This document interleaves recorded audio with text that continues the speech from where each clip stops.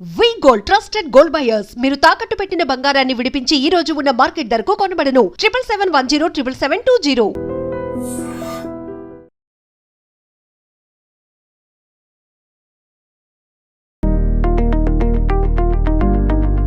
Sex కోరికలు పెరగాలంటే సంగాత్ సంజాయతే కామః కామాత్ భవతి క్రోధః అంటాడు గీతలో.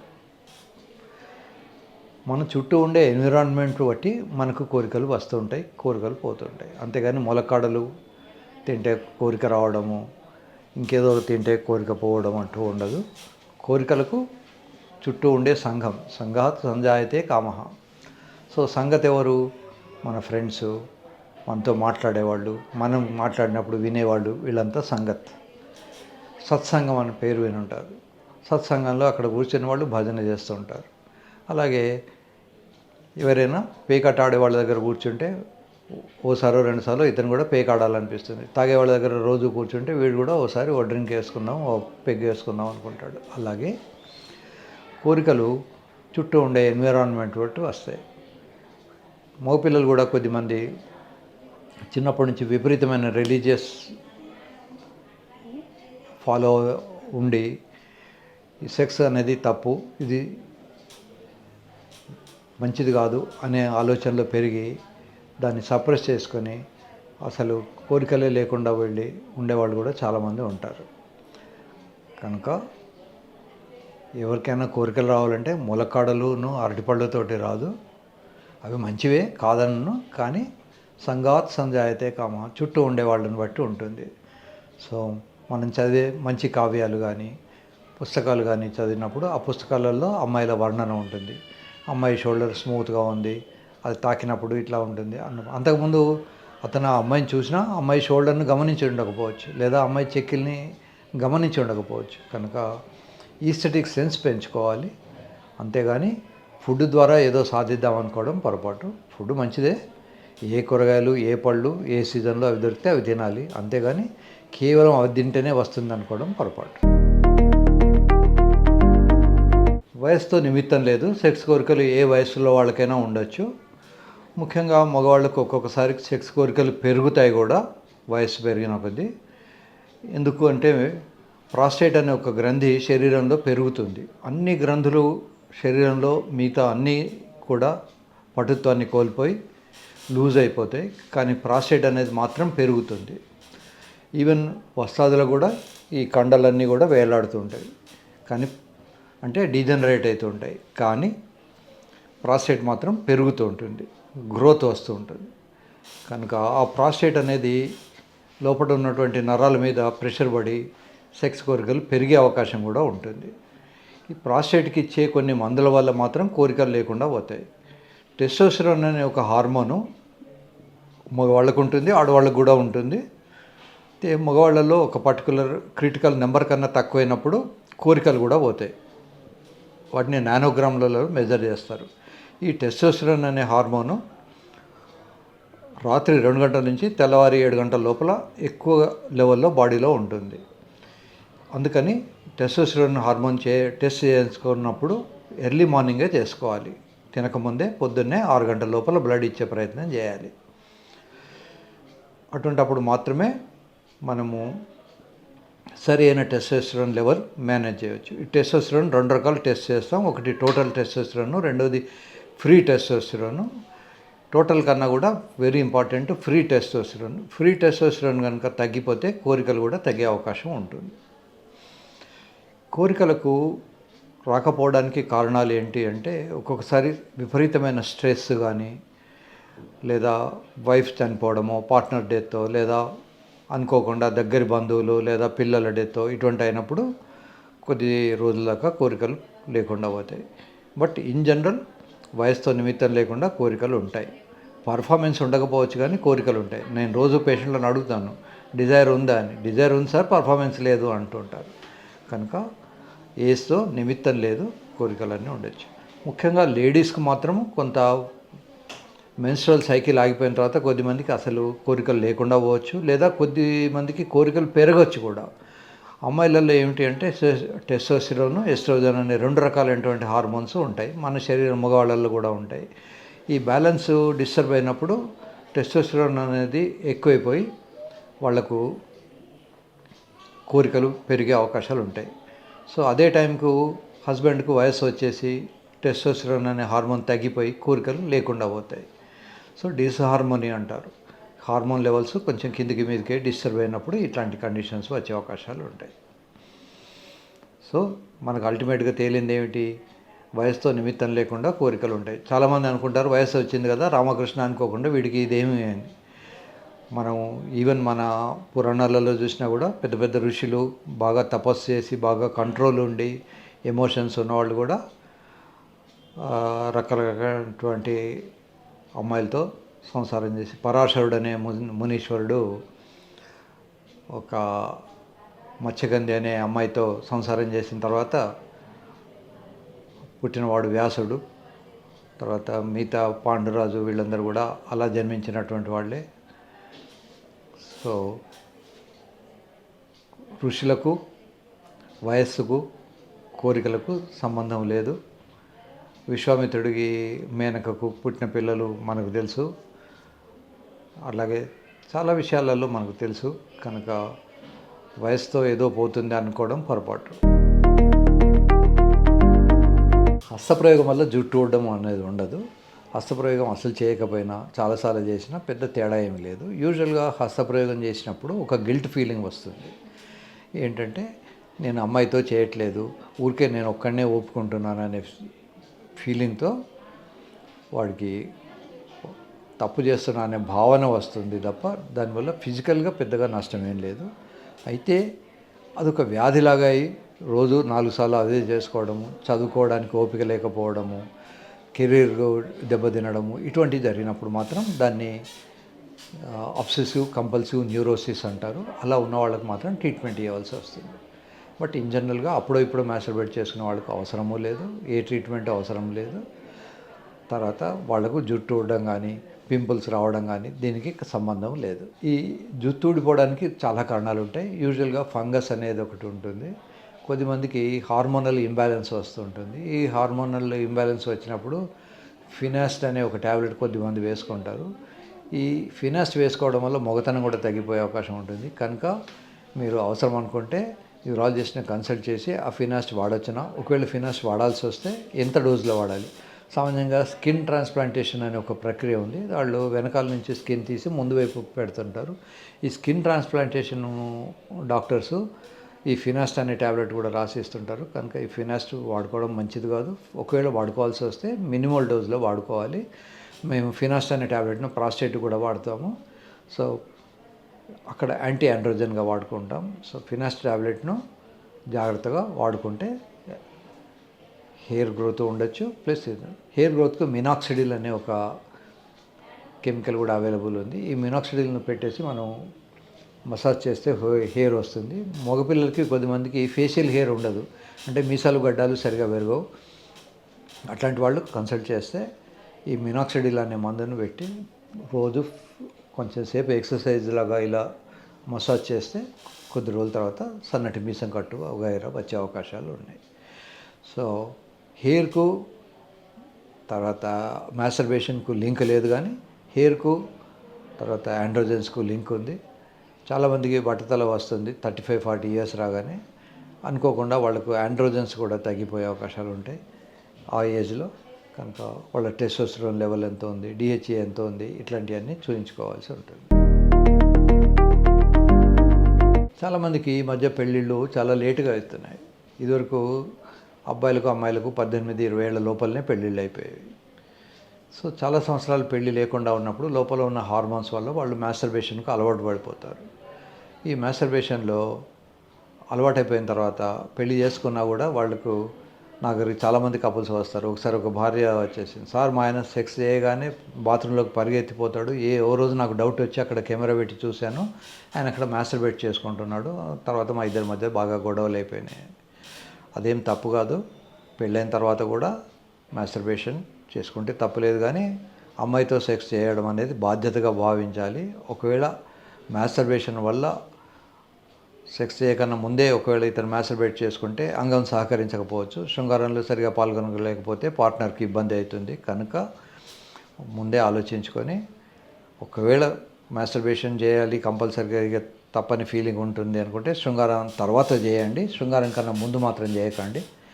తర్వాత దాన్ని మాస్టర్బేషన్ను తగ్గించుకోండి. పెళ్ళైన తర్వాత you are getting a real thing. ఇప్పుడు ఫర్ ఎగ్జాంపుల్ గేదెకు దూడ చనిపోయింది అనుకోండి, వాడు ఒక బొమ్మ తయారు చేసి పాలు పిండుతాడు. 20 లీటర్లు ఇచ్చే గేదె 2-3 లీటర్లు ఇస్తుంది. 2-3 సంవత్సరాలు ఇవ్వాల్సింది 2-3 నెలలే ఇస్తుంది. అక్కడ ఏమిటి, ఎందుకు ఇలా తగ్గిపోతుంది? దానికి కారణం ఏంటి అంటే స్టిమ్యులస్ లేదు. దానికి కావాల్సినటువంటి ఆ గేదె చేసే శబ్దాలు కానీ తోక ఊపడం అవేవి ఉండవు. కనుక ఆ బొమ్మను చూసినప్పుడు దానికి అనుకున్నంత ఫీలింగ్ రాదు. అలాగే మాస్టర్బేషన్ కూడా చాలా సంవత్సరాలు అలవాటు పడిపోతే అమ్మాయిలో ఉన్నటువంటి అందాన్ని గ్రహించే శక్తి పోతుంది. ఈస్థెటిక్ సెన్స్ అంటారు. వీడికి ఎంతవరకు దాన్ని ఎప్పుడు ఊపుకోవాలా, బయటికి తీయాలా అన్న ప్రయత్నమే ఉంటుంది. సో కనుక మాస్టర్బేషన్ చేసుకుంటే తప్పు లేదు, కానీ మాస్టర్బేషన్ వల్ల పార్ట్నర్కి ఏమైనా ఇబ్బంది ఉందా అనేది చూడాలి. పార్ట్నర్కి ఇబ్బంది లేనంత వరకు మీరు ఏం చేసినా తప్పులేదు. రతి అనేది ఒక రకమైనటువంటి రన్నింగ్ లాంటిది. మనిషి రన్నింగ్ చేసినప్పుడు వచ్చే శరీరంలో వచ్చే మార్పులన్నీ కూడా శృంగారంలో వస్తాయి. రతి చేసినప్పుడు కాళ్ళు లాగుతాయి, రన్నింగ్ చేస్తే కాళ్ళు లాగుతాయి. ఒక రౌండ్ ఆఫ్ రన్ చేయగానే సెకండ్ రౌండ్ ఆఫ్ రన్ చేయలేరు, మధ్యలో రెస్ట్ అవసరం. ఒక రౌండ్ ఆఫ్ శృంగారం కాగానే సెకండ్ రౌండ్ ఆఫ్ శృంగారం ఇమ్మీడియట్గా చేయలేరు. బాగా హెవీగా తింటే ఉరకలేరు, బాగా హెవీగా తింటే శృంగారం చేయలేరు. కనుక బాడీ వెయిట్ కొద్దిపాటిగా ఉంచుకుంటే తప్ప వాళ్ళు సరిగా పని చేయలేరు, రన్ చేయలేరు. అలాగే శృంగారం కూడా బాగా బాడీ వెయిట్ పెరిగిపోతే శృంగారంలో పాల్గొనే శక్తి కూడా తగ్గిపోతుంది. కనుక బాడీ వెయిట్, స్టామినా ఇవన్నీ కూడా ఎప్పుడు మెయింటైన్ చేసుకోవాలి. ఎక్కువ వెయిట్ ఉన్నవాళ్ళు రన్ చేయలేరు. కనుక ఎక్కువ వెయిట్ ఉన్నవాళ్ళు స్విమ్మింగ్ చేయాలి. స్విమ్మింగ్ చేసినప్పుడు బాడీలో వెయిట్ కొంత తగ్గిన ఫీలింగ్ ఉంటుంది నీళ్ళల్లో ఉన్నంతసేపు. దాన్ని బయాన్సీ అంటారు. ఈ బయాన్సీని మెయింటైన్ చేసుకొని ఎక్సర్సైజ్ చేసి స్విమ్మింగ్ చేయడం వల్ల మంచి ఫలితాలు ఉంటాయి. తర్వాత ఈ హెవీ వెయిట్కు ఇందాకనే మనం మాట్లాడుకున్నట్టు లిపిడ్స్ అనేవి ఎక్కువైపోతాయి. తర్వాత హార్మోన్స్ తగ్గిపోతుంటాయి. ముఖ్యంగా థైరాయిడ్ అనే ఒక హార్మోన్ తగ్గిపోయినప్పుడు కూడా హెవీ వెయిట్ వస్తుంటుంది. కనుక వెయిట్ గెయిన్ స్టార్ట్ అయిందంటే వెంటనే డాక్టర్ను సంప్రదించండి. దీన్ని నైట్ ఫాల్ అంటుంటారు. రాత్రి నిద్రపోయినప్పుడు ఒక్కొక్కసారి అంగం గట్టిపడుతూ ఉంటుంది. ముఖ్యంగా డయర్నల్ వేరియేషన్ అంటాం. రాత్రి 2 తర్వాత అంగం గట్టిపడే అవకాశాలు చాలామందికి ఉంటుంది. అలా గట్టిపడ్డప్పుడు ఒక్కొక్కసారి వస్తుంది. ఒక బకెట్లో రోజు మనం ఒక గ్లాసుడు నీళ్లు పోసామనుకోండి, లాస్ట్ గ్లాస్ పోసినప్పుడు అది బయటికి వచ్చేస్తుంది. ఈ టెస్టికిల్స్ నుంచి, ప్రాస్టేట్ నుంచి వచ్చే సీక్రెషన్స్ కూడా సెమినల్ వెసైకిల్స్ అనే ఒక గ్రంథిలోకి వచ్చి ఆగిపోతాయి. ఈ సెమినల్ వెసైకిల్ కెపాసిటీ చాలా ఎక్కువ ఉండదు, 2-3 ml కన్నా ఎక్కువ ఉండదు. సో ఈ సెమినల్ వెసైకిల్స్లో కలెక్ట్ అయినటువంటి సెమెను కొంత పరిధి దాటిన తర్వాత దాని మీద ప్రెషర్ వచ్చేసి ఆటోమేటిక్గానే మనకు తెలియకుండానే బయటకు వస్తుంది. సో దీన్ని వ్యాధి కాదు, ఇది సహజమైనది. కొద్దిమంది క్వాక్స్, తర్వాత మిగతా వాళ్ళు జనాల్ని మోసం చేసి ఇది అబ్బో ధాతు పోతుందా, తెలిపోతే శరీరంలో చాలా వీక్ అయిపోతారు అని భయపడతారు. ఈవెన్ మాస్టర్బేట్ చేసి ఇంద్రియం బయటకు తీసినప్పుడు కూడా వీక్నెస్ ఏమీ రాదు, అలసిపోవచ్చు. సో దీనికి ఏమీ భయపడక్కర్లేదు, ట్రీట్మెంట్ కూడా అవసరం లేదు. ఒక తల్లి పాప కనుక పాలు ఇవ్వకపోతే పాలతో జాకెట్ తడుస్తుంది, బ్రా తడుస్తుంది దానిచ్చదే. ఎప్పుడైనా మీరు ఢిల్లీ వెళ్ళినప్పుడు చూడొచ్చు, అక్కడ 3 వీలర్స్ను పట్పటి అంటారు. ఆ పట్పటి మీద గేదెల్ని తీసుకెళ్తుంటారు. ఆ పట్పటి పోగానే రోడ్డు మీద అంతా పాలు ఉంటాయి. ఏంటంటే మన దగ్గర పాలు పితకాలి, అక్కడ ఆ రొమ్ములో నుంచి పశువులకు కారుతూ ఉంటాయి పాలు. సో అలా ఎక్కువైపోయిన పాలు బయటికి వచ్చేస్తుంటాయి. అలాగే మగవాళ్ళు కూడా లోపల తయారైన సీక్రెషన్స్ బయటికి వస్తాయి. అది వ్యాధి కాదు, దాని గురించి టెన్షన్ పడక్కర్లేదు. దాన్ని సప్రెస్ చేయడానికి కూడా ప్రయత్నం చేయొద్దు. చాలామంది అదేదో వ్యాధి అనుకొని ట్రీట్మెంట్ తీసుకుంటే అసలు మగతనమే లేకుండా పోతుంది. వెజైనాలో లాక్టోబాసిల్లస్ అనే ఒక రకమైనటువంటి బ్యాక్టీరియా ఉంటుంది. అది సహజమైందే, దానివల్ల ఒక రకమైన స్మెల్ వస్తుంది. దాన్ని బ్యాడ్ స్మెల్ అనటానికి లేదు, కానీ ఒక రకమైన స్మెల్. యూజువల్గా ఇది యానిమల్స్లో ఏమిటంటే ఆ స్మెల్కు అట్రాక్ట్ అయ్యి మేల్ యానిమల్స్ వెళ్ళి ఫిమేల్ యానిమల్స్తో సెక్స్ చేస్తుంటాయి. ఇవి స్లోగా హ్యూమన్ బీయింగ్స్లో తగ్గిపోయినాయి ఈ ఎఫెక్ట్. బట్ స్టిల్ కొన్ని సీక్రెషన్స్ ఉంటాయి. ఇలా ఈ సీక్రెషన్స్ వల్ల అక్కడ హెల్దీ బ్యాక్టీరియా గ్రో అవుతూ ఉంటుంది. అది చెడ్డ వాసన ఏం కాదు. దాన్ని తీసేయడానికి కోసం అని ట్రై చేయొద్దు. మామూలు నీళ్ళతో కడుక్కోవాలి. విపరీతంగా సోప్స్ కానీ, డెటాల్ కానీ, వేరే కెమికల్స్ కానీ వాడకూడదు. ఇలా కాకుండా బ్యాడ్ స్మెల్తో వస్తే ఒక్కొక్కసారి అది ఇన్ఫెక్షన్ అయి ఉండొచ్చు. కనుక ఆ ఇన్ఫెక్షన్కు సరిపోయినటువంటి ట్రీట్మెంటు మీరు లేడీ డాక్టర్ని అడిగితే చెప్తారు. కొంతమంది మగపిల్లలకి చర్మాన్ని వెనక్కి అనుకొని స్నానం చేసేప్పుడు క్లీన్ చేసే హ్యాబిట్ ఉండదు. అటువంటప్పుడు కూడా అక్కడి నుంచి ఒక బ్యాడ్ స్మెల్ వచ్చే అవకాశం ఉంటుంది. దాన్ని స్మెగ్మా అంటారు. కనుక రెగ్యులర్గా క్లీన్ చేసుకోవడం మంచి పద్ధతి. తల్లిదండ్రులు పిల్లలకు నేర్పాలి ఆ విషయాలు. ఒకవేళ అలా చర్మం వెనక్కి అన్నప్పుడు దాన్ని ఫైమోసిస్ అంటారు. ఈ ఫైమోసిస్ అనే కండిషన్ ఉంటే డాక్టర్ గారి దగ్గరికి వస్తే వారు సర్కంసిషన్ అనే ఒక చిన్న ఆపరేషన్ చేసి పంపిస్తారు. హాస్పిటల్లో కూడా అడ్మిషన్ అవసరం ఉండదు.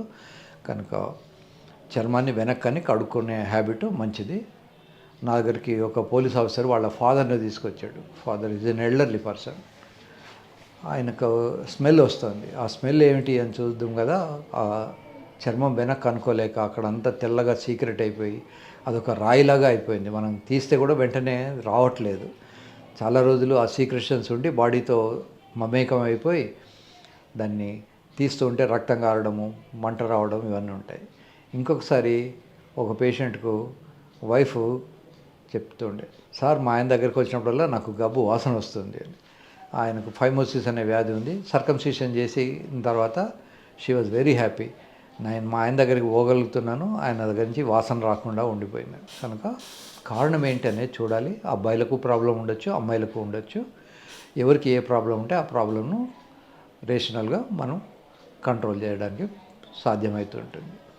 చెడ్డ వాసన వస్తున్నది కదా అని దానికి ఏదో సెంటు పూసుకొని అప్పటి మందం మీరు ఎస్కేప్ అవడానికి ట్రై చేయకండి. దానికి కారణం కనుక్కోవాలి.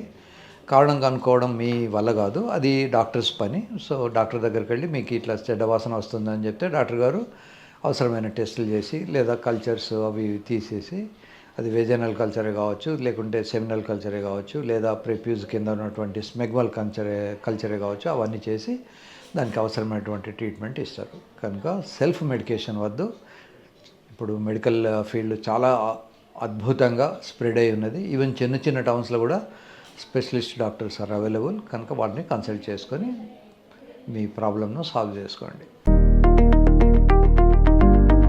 టెస్టోస్టెరాన్ అనేది బాడీలో 2 ప్లేసుల నుంచి వస్తుంది. ఒకటేమో బాల్స్, మగవాళ్ళకు ఉన్న బాల్స్ నుంచి వస్తుంది. రెండోది మజిల్స్ నుంచి వస్తుంది. సో టెస్టోస్టెరాన్ బాగుండాలి అని అనుకుంటే, ఇప్పుడు బాల్స్ అనేవి మన చేతిలో లేవు, కానీ మజిల్స్ మన చేతిలోనే ఉంటాయి. కనుక ఎవరైతే రెగ్యులర్గా ఎక్సర్సైజ్ చేస్తారో వాళ్లకు టెస్టోస్టెరాన్ అనే హార్మోన్ బాడీ నుంచి, మజిల్స్ నుంచి ఎక్కువగా సీక్రెట్ అవుతూ ఉంటుంది.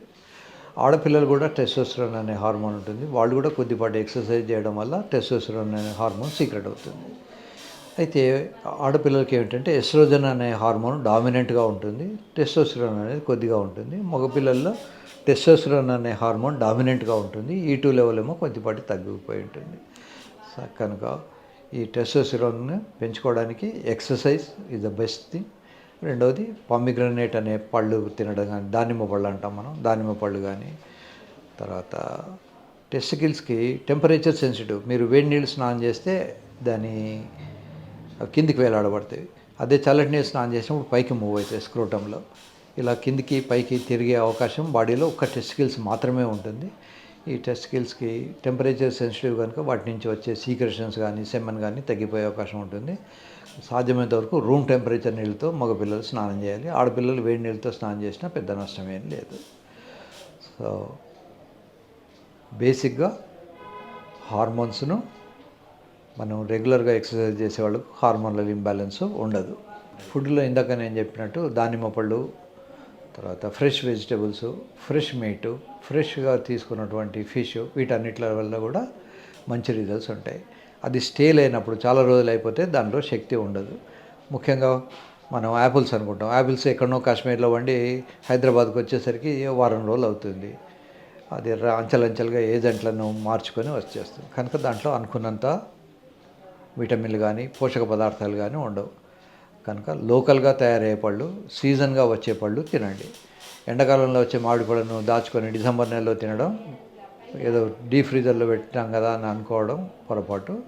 అలా స్టోర్ చేసినప్పుడు దాని న్యూట్రిషియస్ వాల్యూ పడిపోతుంది.